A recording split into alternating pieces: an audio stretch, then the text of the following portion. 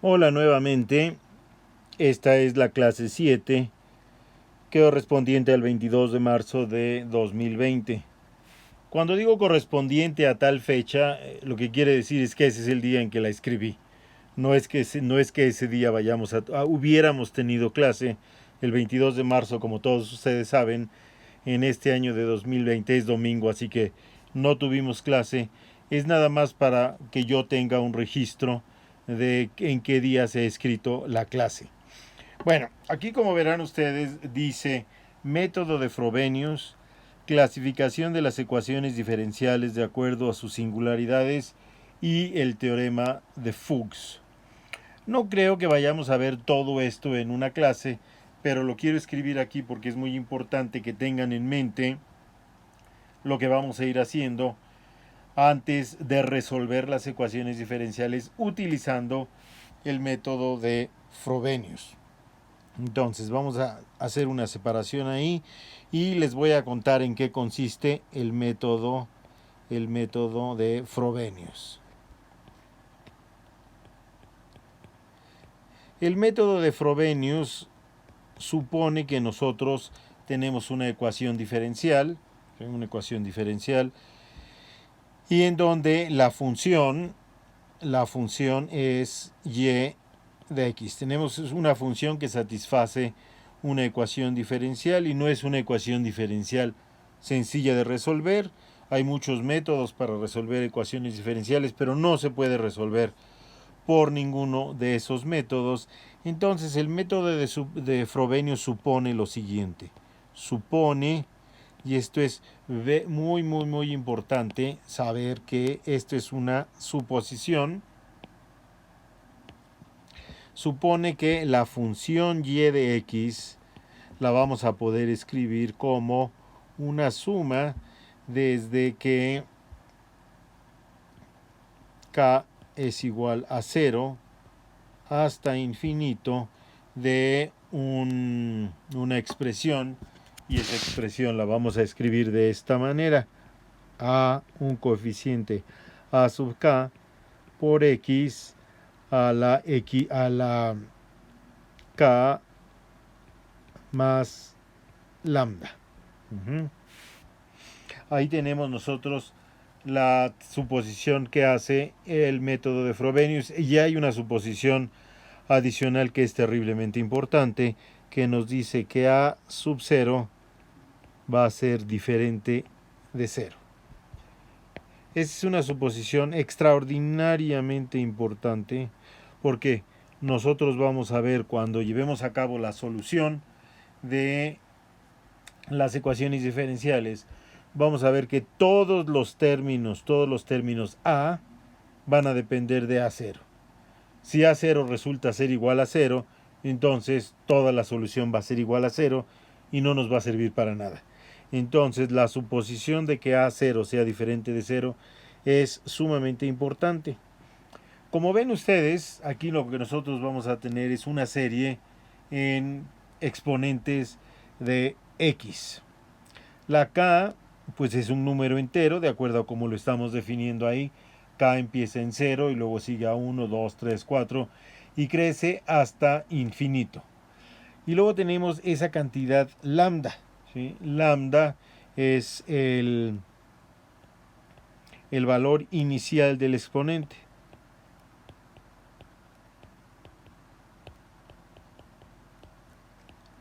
Valor inicial del exponente, y este valor no necesariamente es igual a un entero. Puede ser una fracción, y entonces eso haría que nuestra serie no sea en productos, en exponentes enteros de la x, sino en exponentes fraccionarios. Eso evidentemente que no va a importar en este caso. Una suposición que tenemos que hacer y la tenemos que mencionar es que esta serie que expresa a la función debe converger para todos los valores de x en su dominio. En su dominio o si no converge para todos, por lo menos debe de diverger de una manera que vamos a estudiar a continuación, pero entonces es difícil sacarle derivadas término a término y todo eso. Entonces vamos a suponer de entrada que esta serie va a ser una serie decente. ¿Qué quiero decir por una serie decente? Una serie que converja. Eso es muy importante. Bueno, este es el método de Frobenius, y el método de Frobenius sirve para resolver ciertas ecuaciones diferenciales que tengan unas características que son las que vamos a discutir a continuación. Bueno, en clases anteriores nosotros hemos encontrado la separación de la ecuación de Laplace en funciones de una sola variable. Si aplicamos el método de separación de variables a la ecuación de Laplace en coordenadas cilíndricas y obtuvimos una serie de ecuaciones, de donde la ecuación más importante era la ecuación radial, que nos daba una ecuación diferencial que dijimos que era la ecuación diferencial de Bessel, que va a dar origen a estas funciones que nosotros conocemos como las funciones de Bessel. También separamos la ecuación de Laplace en coordenadas esféricas y vimos que la ecuación azimutal nos va a dar origen a la ecuación de Legendre. Entonces, vamos a copiar esas dos ecuaciones nuevamente aquí. Entonces me voy a ir a las clases anteriores. La ecuación en coordenadas esféricas está en la clase 6 y es esta que nosotros tenemos aquí. Vamos a copiar la ecuación que da origen a los polinomios asociados de Legendre, que es esta.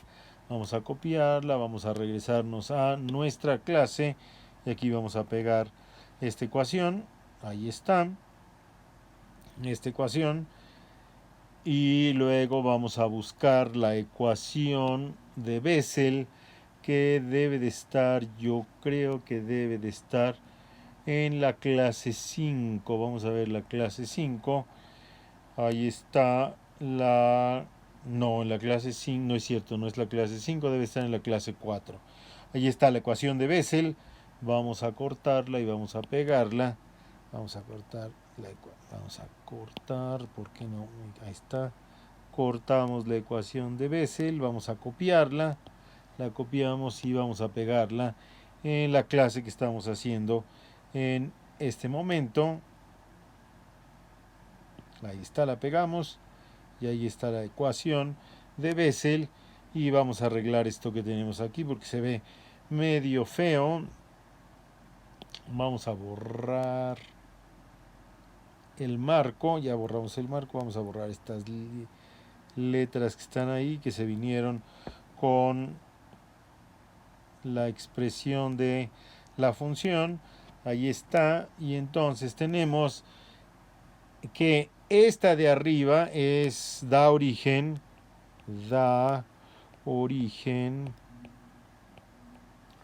a los polinomios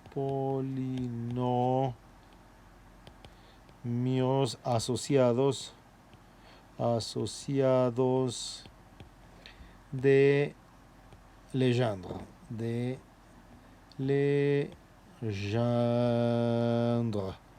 Da origen a los polinomios asociados de Legendre. Entonces vamos a encerrarla en un cuadro. ¿De qué color nos gustaría? Vamos a encerrarla en un cuadro de color azul para que las clases sean coloridas. Vamos a ponerlas en un cuadro de color azul. Y luego la ecuación de abajo da origen a las funciones de Bessel. Y ahí la vamos a dejar ya en rojo, como viene de la clase anterior.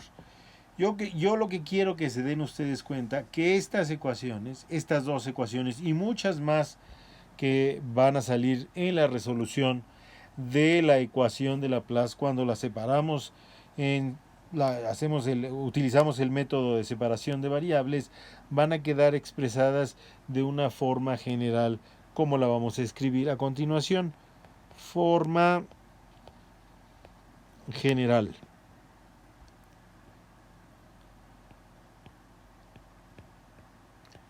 Y la forma general va a ser la siguiente. La segunda derivada de la función con respecto de x más un polinomio de x por la primera derivada de la función más un polinomio de x por la función igual a 0. Vean que la ecuación de Bessel pues se parece a esta expresión. La ecuación que da origen a los polinomios de Legendre también se parece a esta expresión. No es exactamente parecida a esta expresión porque hay unos factores que están multiplicando al término en segunda derivada de y, pero la podemos hacer exactamente igual a esta forma general si dividimos las ecuaciones precisamente por los términos que están multiplicando a la segunda derivada parcial, y aquí tenemos la forma general. Vamos a estudiar esta forma general y eso es lo que nos va a nosotros permitir saber cuándo podemos utilizar el método de Frobenius y cuándo no. ¿Qué nos dice el método de Frobenius? El método de Frobenius nos dice que tenemos una ecuación diferencial y esta ecuación diferencial vamos a suponer que la función que resuelve la ecuación diferencial la vamos a poder escribir como una serie, como teníamos acá arriba, como una serie. La serie de y de x va a ser igual a la suma desde que k es igual a 0 hasta infinito de a sub k por x a la k más lambda, donde a0 es diferente de 0. Y entonces, ¿cuándo podemos hacer eso y cuándo no? Entonces, el teorema de Fuchs, que ya lo habíamos mencionado anteriormente, es el que nos dice cuándo podemos usar el método de Frobenius y cuándo no. Teorema de Fuchs. Entonces, el teorema de Fuchs nos dice que podemos encontrar una solución en serie. Vamos a escribirlo aquí. Podemos encontrar una solución en serie de la ecuación diferencial siguiente. ¿Y cuál va a ser la ecuación diferencial siguiente? Pues miren que se hizo una raya ahí que no debería de haberse hecho. ¿Cuál es la ecuación diferencial siguiente? Pues es la segunda derivada de y más un polinomio que depende de x por la primera derivada de y más otro polinomio que depende de x por la función de y igual a 0. Y aquí no lo escribimos explícitamente, pero vamos a escribirlo aquí abajo. Y es una función evidentemente de x. Entonces, el teorema de Fuchs lo que nos está diciendo es que vamos a poder resolver la ecuación, una ecuación diferencial utilizando una serie del tipo que requiere el método de Frobenius si pasa lo siguiente.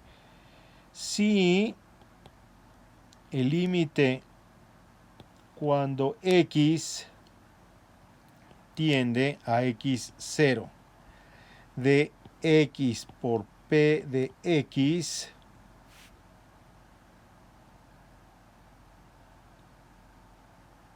mejor vamos a decirlo de la otra manera, no encontramos una solución, o sea, no encontramos una solución, no encontramos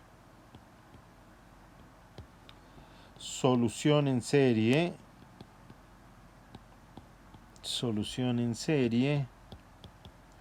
si dos puntos, el límite cuando x tiende a x0 de x por p de x tiende a infinito, y o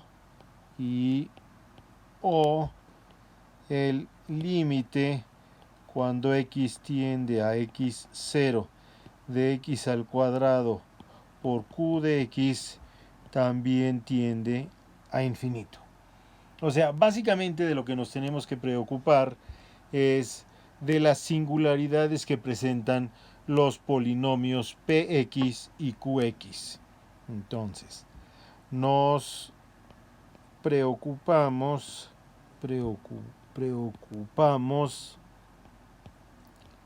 de las singularidades de los polinomios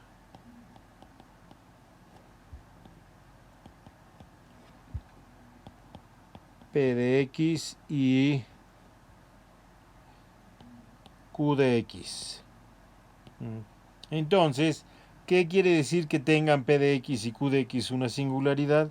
Bueno, el límite de p de x cuando x tiende a x0, pues tiende a infinito, y o el límite cuando x tiende a x0 de q de x tiende a infinito.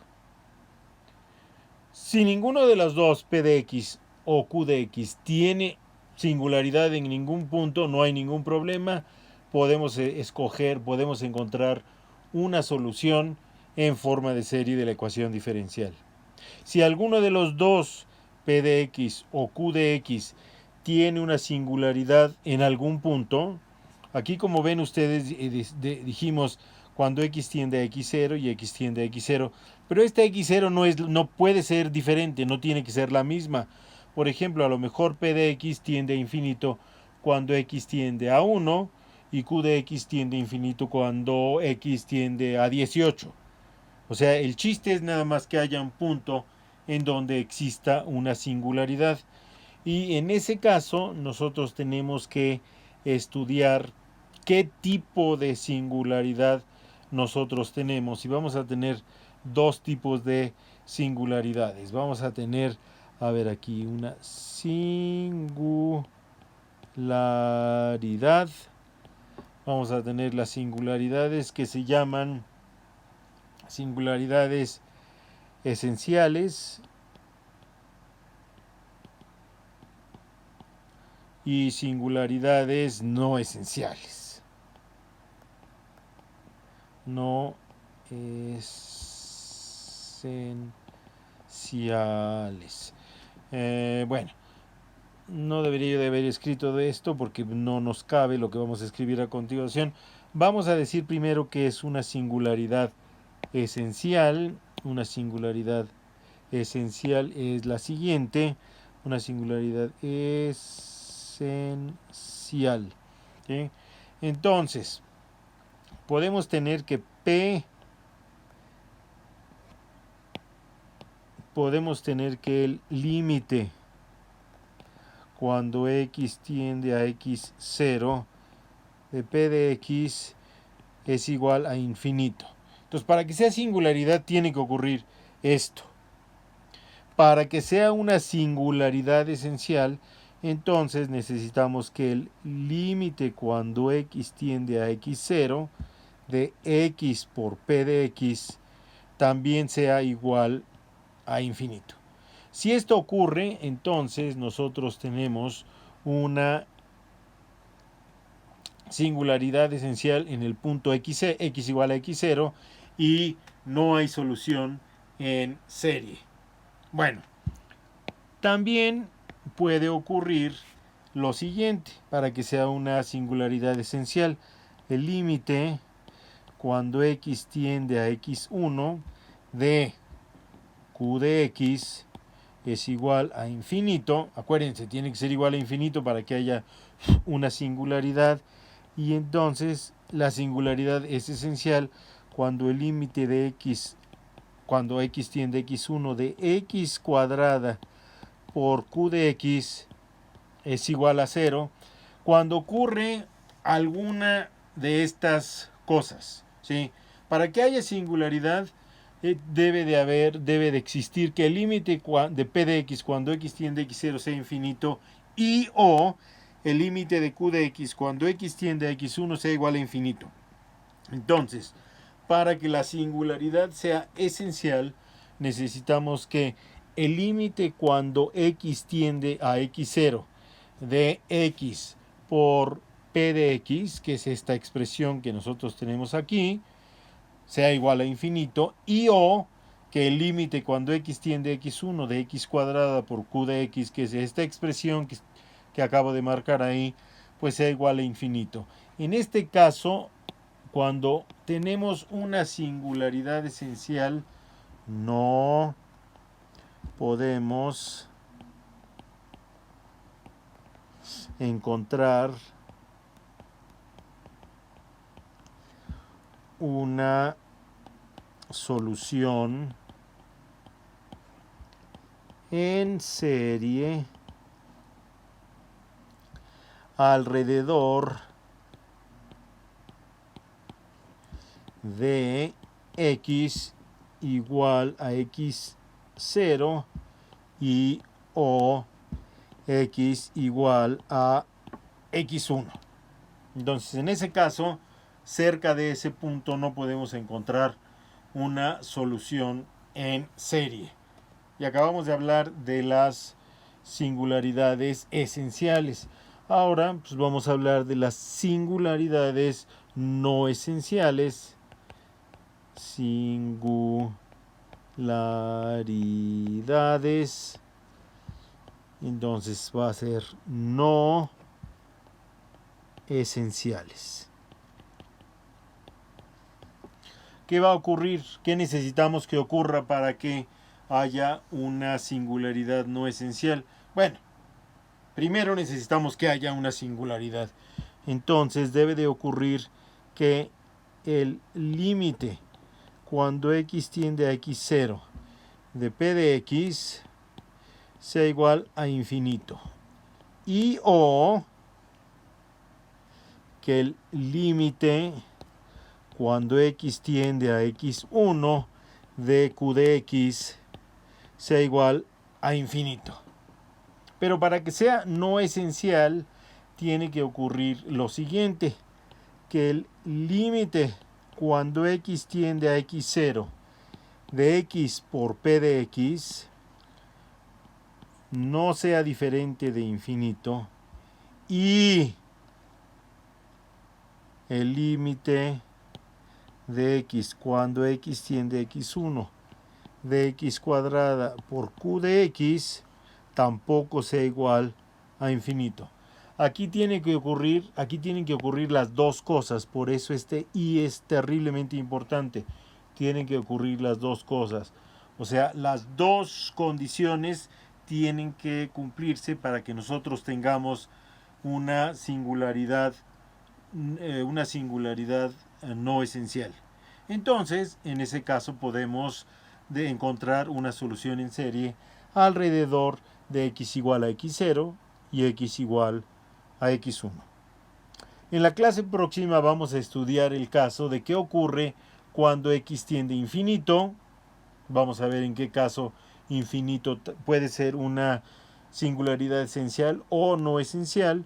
Y después vamos a resolver varios casos particulares para distintas ecuaciones diferentes.